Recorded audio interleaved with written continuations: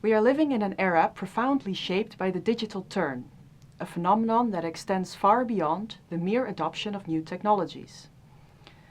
This lecture aims to equip you with a foundational understanding of this digital turn, its consequences for theology and religious studies, the practical implications for your research and teaching in online environments, and the resources available to support you in this.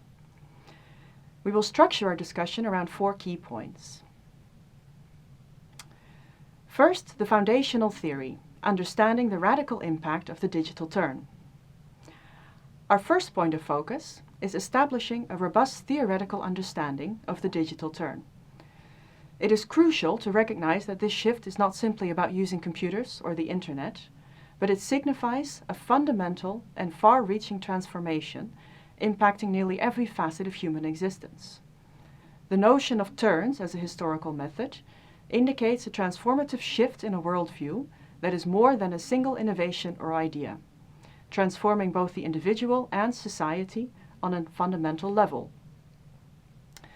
By identifying such turns, we can analyze key paradigm shifts across history and increase our understanding of the cause, scope, and impact of such transformations on society. The impact of this digital turn on academia begins with the invention of computers, and of course later the internet. Initially called humanities computing, the digital humanities formed the academic response to the digital turn, applying computer applications to research and education in the humanities. An early pioneer was in fact a theologian, the Jesuit Roberto Busa from Italy, who built the first applied computing tool for the humanities with his Index Themysticus. This formed the start of the digital humanities, and with it the beginning of a methodological shift in the humanities overall. Therefore, emerging as an instrumental innovation which simply applied new digital and technological tools and methodologies to existing disciplines and research, the digital has now more and more merged with the humanities, allowing for the adoption and integration of digitality with the humanities. Even so, the field struggles to define itself. It simultaneously wishes to accommodate the wide range of disciplines, as well as functioning as a bridge between disciplines. This raises the question of whether it should limit itself to methodological digital applications in research, or whether it can be viewed as an integrated, independent field of scholarly inquiry. The reality, however, is more complex than this binary setup, and in teaching about the relevance and application of the digital humanities for theology and religious studies, it can be helpful to approach this more as a spectrum, where the more digitally literate researchers are, the more they move from an instrumental view of DH towards an integrated view of DH within their research, capable of contributing and building knowledge. For junior researchers preparing to engage with digital and online learning, this understanding is paramount. Digital tools and online learning environments are not simply add-ons to traditional academic practices. They are becoming integral components of contemporary research, pedagogy, and academic discourse. The students you will be teaching have grown up in this digitally saturated world. Their expectations for learning, their modes of engagement, and their access to information are fundamentally shaped by digital technologies. Therefore, adopting a mindset that views digitality as central rather than peripheral is the first crucial step. This requires a re-evaluation of traditional approaches to teaching and learning in our discipline. Recognizing the radical nature of the digital turn compels us to think creatively and critically about how we can leverage digital tools to enhance the learning experience and foster a deeper engagement with complex theological and religious concepts.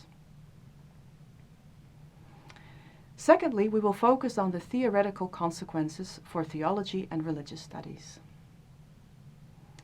Building upon this understanding of the digital turn, our second point delves into the specific theoretical consequences it has for theology and religious studies.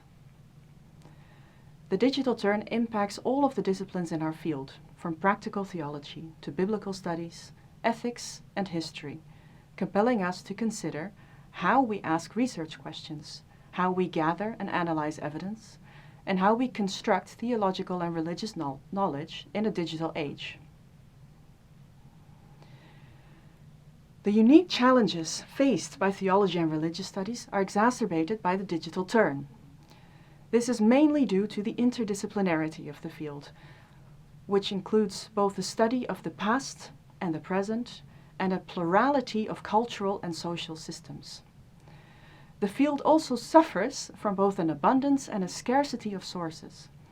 And while it could be argued that digitization can help this issue, the opposite right now seems to be the case. Digitization exacerbates both the scarcity of undigitized sources and the abundance of digitized sources. The huge number of databases containing digitized collections of primary sources can feel overwhelming to researchers, while at the same time, digitized sources are nowhere near a full representation of the past. But their accessibility leads researchers to use those sources rather than other sources which are available in the archive but remain undigitized. And finally, all of these raise the issue of methodological pluralism, where the enormous variety of methodologies, which can all be subsumed under the umbrella of theology and religious studies, is only becoming more challenging with the rise of an enormous number of digital tools and services. The discipline also grapples with questions inherent to its topic of study: faith, belief, sacred texts, and lived religious experience, all of which are being reshaped and reinterpreted in digital spaces. For instance, the increasing accessibility of religious texts online raises questions about authority and interpretation, while the formation of online religious communities challenges traditional notions of church and belonging.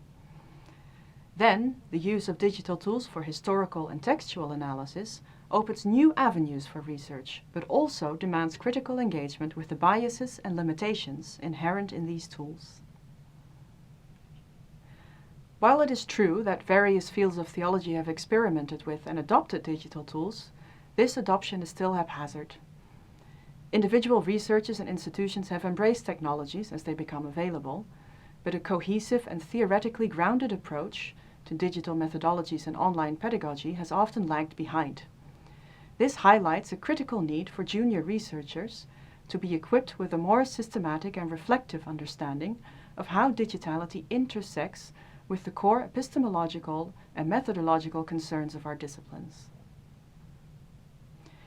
As junior researchers, understanding the impact of digitality is not merely an academic exercise. It directly informs how they approach online teaching.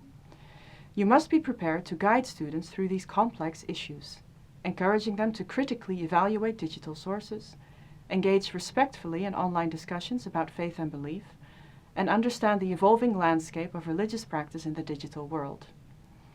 Your pedagogical approaches must be informed by a deep awareness of how digitality uniquely shapes theological inquiry and religious experience.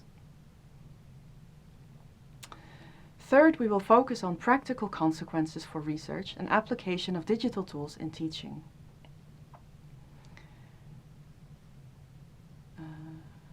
We will particularly focus on our online learning environments. The digital turn has fundamentally altered how we conduct research and consequently how we can effectively teach our disciplines online. First, the way in which sources are studied, interpreted, and analyzed has been significantly impacted. Researchers are no longer solely reliant on physical archives and printed texts. Vast digital libraries, online databases, and manuscripts are now readily accessible. Junior researchers need to be proficient in navigating these digital resources and in teaching their students how to do the same. This includes familiarity with online scholarly databases, open access repositories, and tools for searching and managing digital sources. At the same time, we need to be aware that not everything is available online, yet. Secondly, of course, the rise of the digital humanities offers a wealth of methodologies and tools that can be adapted for both research and teaching. For theologians and religious studies scholars, examples of this include the following: data analysis. analyzing large data sets of, for example, religious texts or social media data related to religious practices, but also data visualization, creating visual representations of religious data, for example, the spread of religious movements or the relationship between theological concepts. Another example is corpus linguistics, extracting key themes and concepts from large amounts of textual data, very relevant in the historical study of religion. And finally, network analysis, mapping relationships between figures, ideas, or texts. Introducing your students to these DH methodologies, even at a basic level, can equip them with valuable research skills and offer new perspectives on theological and religious topics. You could consider incorporating activities that involve analyzing digital maps of religious sites, exploring online collections of sacred art, or using simple text analysis tools to identify recurring themes in religious texts or a set of data. Finally, a key practical consequence is the need to foster digital literacy among your students. This goes beyond simply teaching them how to use specific tools. It involves developing their ability to critically evaluate online information, understand the ethical implications of digital technologies, for example within privacy and security, communicate effectively in digital spaces, and engage responsibly with online religious content. You should model digital literacy in your own online presence and teaching practices, and actively incorporate activities that help students develop these skills. Examples of this can include, for example, online access to digitized primary sources. Instead of relying only on printed editions, students can engage with digitized medieval manuscripts or early printed Bibles available through online archives.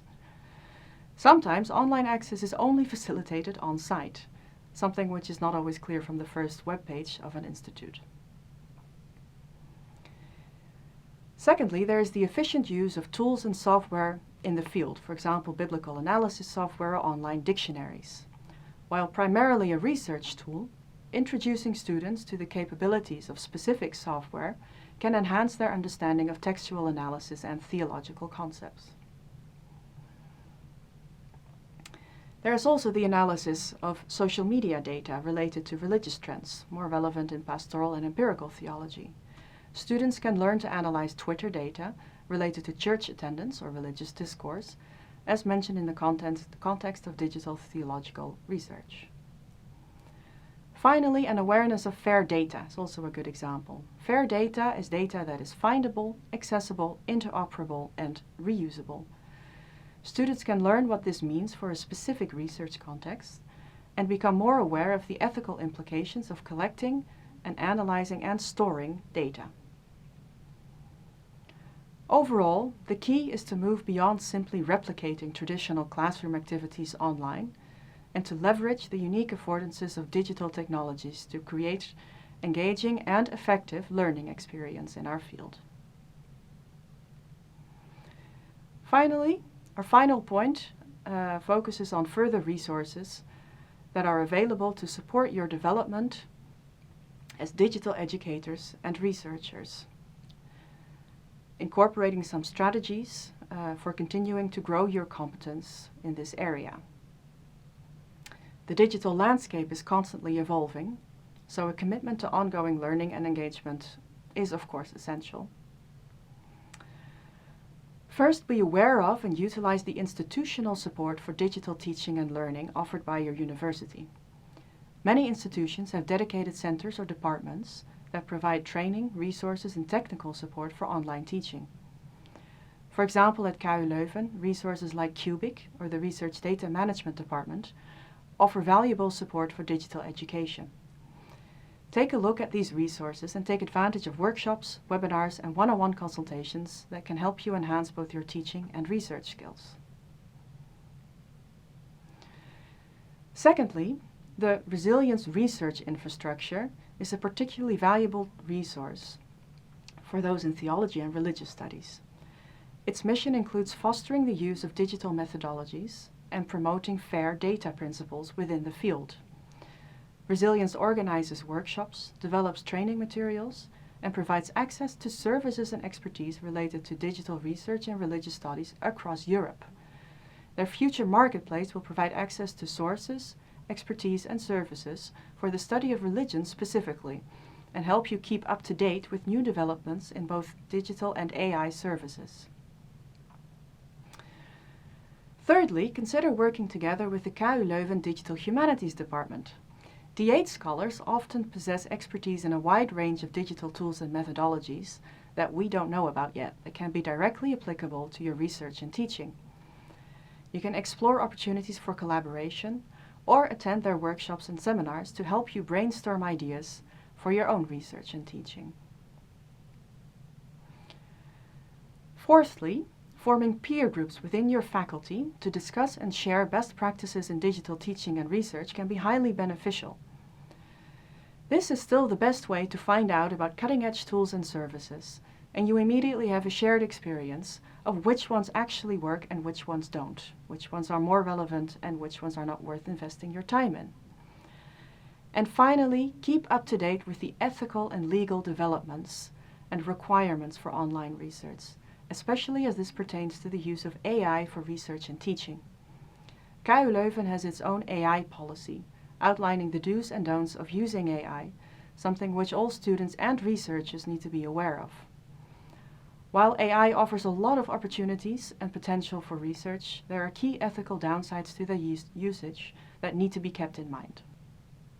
In conclusion, the digital turn presents both significant challenges and exciting opportunities for junior researchers in theology and religious studies. By developing a strong theoretical understanding of this phenomenon, critically engaging with its consequences for our disciplines, embracing the practical applications of digital tools in your research and online teaching, and actively seeking out resources and opportunities, you can position yourselves as innovative and effective educators. The journey into the digital realm of theological and religious studies is an ongoing one, but with a thoughtful and informed approach, you can navigate this landscape successfully and therefore contribute meaningfully to the future of our fields.